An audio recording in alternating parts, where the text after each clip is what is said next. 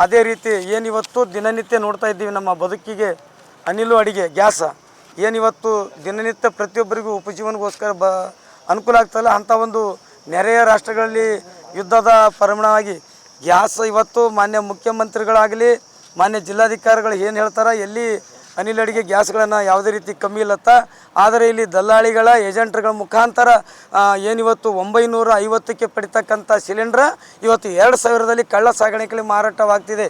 ಹಾಗಾದರೆ ಜಿಲ್ಲಾಡಳಿತ ಎಲ್ಲಿ ಏನು ಮಾಡ್ತಿದೆ ಅಂತೇಳಿ ಪ್ರಶ್ನೆ ಕಾಡ್ತಾ ಇದೆ. ಹಾಗಾಗಿ ಮತ್ತು ನಮ್ಮ ಕರ್ನಾಟಕ ರಾಜ್ಯ ಬೀದಿ ವ್ಯಾಪಾರಿಗಳ ಸಂಘದ ವತಿಯಿಂದನೂ ಭಾಳಷ್ಟು ಮನವಿ ಕೊಟ್ಟಿದ್ದೆವು. ರಸ್ತೆ ಅಗಲೀಕರಣ ಆಗಬೇಕು, ಅವ್ರಿಗೆ ವೆಂಡರ್ ಜೋನ್ ಮಾಡಿಕೊಡ್ಬೇಕು, ಮೂಲಭೂತ ಸೌಕರ್ಯಗಳು, ವಸತಿ ನಿಲಯ ಇದೆ, ಲೋನ್ ಇದೆ.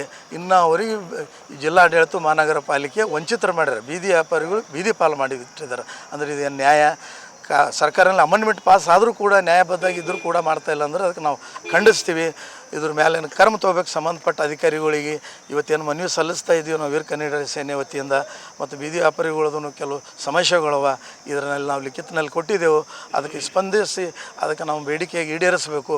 ಒಂದು ವೇಳೆ ಮಾಡಿದಿಲ್ಲ ಅಂದ್ರೆ ಮತ್ತು ನಾವು 15 ದಿನದ ಗಡುವು ಕೊಡ್ತೀವಿ.